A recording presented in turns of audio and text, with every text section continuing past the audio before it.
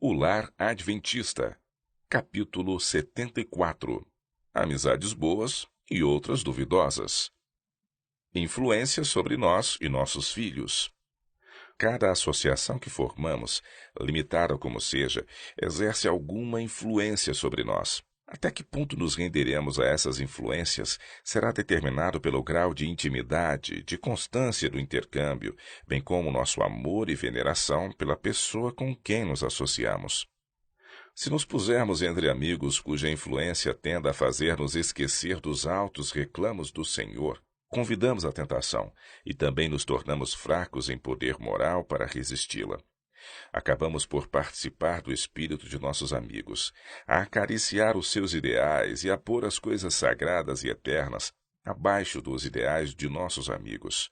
Somos, em resumo, influenciados justamente naquilo que o inimigo de toda a justiça deseja que fôssemos. Os jovens, se deixados sob esta influência, são mais facilmente afetados por ela do que os de mais idade. Tudo deixa sua impressão em seu espírito. As fisionomias que contemplam, as vozes que ouvem, os lugares que visitam, as companhias que desfrutam, os livros que leem. É impossível subestimar a importância que tem para esta vida e a futura as associações que escolhemos para nós mesmos e, mais especialmente, para nossos filhos. Perigos de relacionamentos com ímpios. O mundo não deve ser nossa norma. Não nos devemos associar com os ímpios e participar de seu espírito, pois eles nos desviarão o coração de Deus para a adoração a falsos deuses. A alma firme, firme na fé, pode fazer grande soma de bem, pode repartir bênçãos da mais alta ordem àqueles com quem se associa, pois a lei do Senhor está no seu coração. Mas não podemos nos associar livremente com aqueles que estão espezinhando a lei de Deus e preservar ao mesmo tempo nossa fé pura e imaculada. A menos que nos separemos deles, seremos envolvidos e com eles estaremos afinal unidos para partilhar de sua condenação. Foi associando-se com os idólatras e unindo-se às suas festas que os hebreus foram levados a transgredir a lei de Deus e trazer seu juízo sobre a nação. Assim, agora é levando os seguidores de Cristo a associar-se com os ímpios e unir-se às suas diversões que Satanás é mais bem-sucedido ao induzi-los ao pecado. Saí do meio deles e apartai-vos, diz o Senhor, e não toqueis nada imundo. Deus requer hoje de seu povo uma distinção tão grande do mundo, nos costumes, hábitos e princípios, como exigia de Israel antigamente. A escolha de Sansão. O cuidado providencial de Deus estivera com Sansão, a fim de que ele pudesse estar preparado para realizar a obra que fora chamado a fazer. Mesmo no início da vida esteve cercado de condições favoráveis para a força física, vigor intelectual e pureza moral. Mas, sob a influência de companheiros ímpios, deixou aquele apego a Deus que é a única salvaguarda do homem, e foi arrastado pela onda do mal. Aqueles que no caminho do dever são levados à prova podem estar certos de que Deus os guardará. Mas se os homens voluntariamente se colocam sob o poder da tentação, cairão mais cedo ou mais tarde. O fermento da impiedade. Caros estudantes, dia e noite as orações de vossos pais vos seguirão. Atentai para seus rogos e advertências, e não escolhais amigos imprudentes. Não podeis discernir como o fermento da impiedade de maneira traiçoeira corromperá vossa mente e enfraquecerá vossos hábitos, e levando-vos a repetir hábitos danosos, fará que desenvolvais um caráter corrupto. Podeis não ver real perigo e pensar que sereis capazes de fazer o que é reto tão facilmente como antes vos haveis rendido à tentação de fazer o mal. Mas isto é um erro. Pais e mestres que amam e temem a Deus podem advertir, rogar e aconselhar, mas será tudo em vão se não vos rendeis a Deus e não aproveitais os talentos que Ele vos tem dado para a sua glória. Fugir dos indiferentes à religião. Se as crianças convivem com aqueles cuja conversação é sobre coisas terrestres sem importância, seu espírito alcançará o mesmo nível. Se ouvem como são os princípios da religião depreciados e nossa fé humilhada, se maliciosas objeções à verdade lhes chegam aos ouvidos, isto lhes firmará na mente e lhes modelará o caráter. Nada consegue com mais eficiência impedir ou banir impressões sérias e bons desejos do que a associação com pessoas de mente vã, descuidada e corrupta. Sejam quais forem os atrativos que tais pessoas possam ter por sua sagacidade, sarcasmo ou humor, o fato de que consideram a religião com leviandade e indiferença é razão suficiente para que não se associe com elas. Por mais atraentes que sejam em outros aspectos, mais deve sua influência ser temida como amizade, porque eles cercam a vida irreligiosa com muitas atrações perigosas. Associações mundanas atraem e deslumbram os sentidos, de maneira que a piedade, o temor de Deus, a fidelidade e a lealdade não têm poder de conservar firmes os homens. A vida de Cristo, humilde e despretensiosa, parece toda ela destituída de atrativos. Para muitos que presumem ser filhos e filhas de Deus, Jesus, a majestade do céu, é como a raiz de uma terra seca, que não tem parecer nem formosura. Não centralizar as afeições em parentes incrédulos. Não podemos servir a Deus e ao mundo ao mesmo tempo. Não devemos centralizar nossas afeições em parentes mundanos, que não desejam conhecer a verdade. Devemos procurar por todas as formas, enquanto associados com eles, que nossa luz brilhe, mas nossas palavras, nosso comportamento, nossos hábitos e práticas não devem de maneira nenhuma ser moldados por suas ideias e costumes. Em todo o nosso trato com eles, devemos mostrar-lhes a verdade.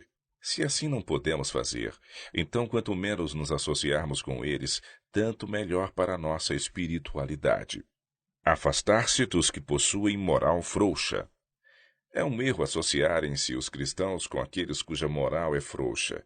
Um intercâmbio íntimo e diário que ocupe o tempo sem contribuir de alguma forma para o fortalecimento do intelecto ou da moral é um perigo. Se a atmosfera moral que circunda as pessoas não é pura e santificada, mas maculada com a corrupção, os que respiram essa atmosfera verificarão que ela atua quase imperceptivelmente no intelecto e no coração para envenenar e arruinar. É perigoso manter familiaridade com aqueles cuja mente é por natureza de baixo nível.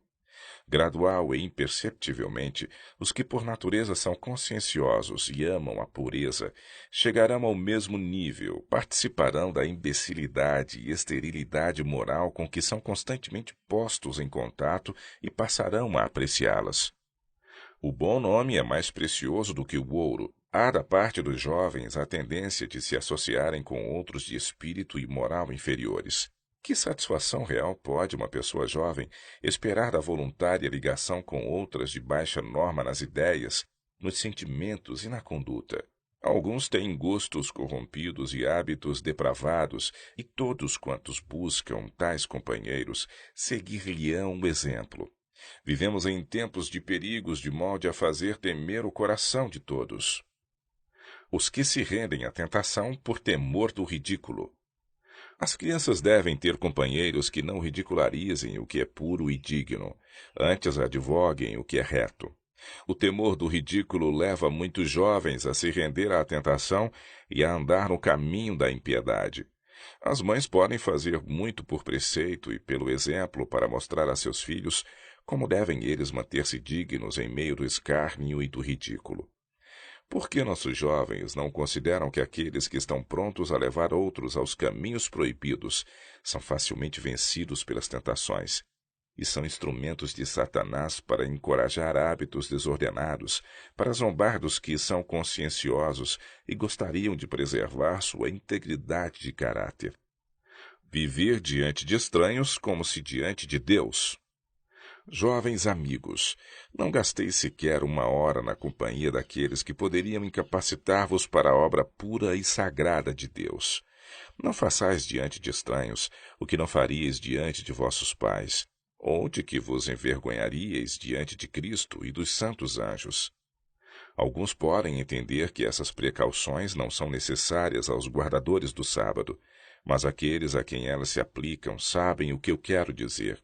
Digo-vos, jovens, que vós deveis acautelar, pois nada podeis fazer que não esteja aberto aos olhos dos anjos e de Deus. Não podeis praticar uma ação má sem que outros sejam por ela afetados. Ao mesmo tempo em que vossa conduta revela a espécie de material usado na edificação de vosso caráter, tem sobre outros poderosa influência. Nunca percais de vista o fato de que pertenceis a Deus, que Ele pagou o vosso preço e deveis dar-lhe conta de todos os talentos que vos foram confiados. Prometido o necessário auxílio. Não devemos colocar nossos filhos onde eles tenham que se associar com corruptos e degenerados.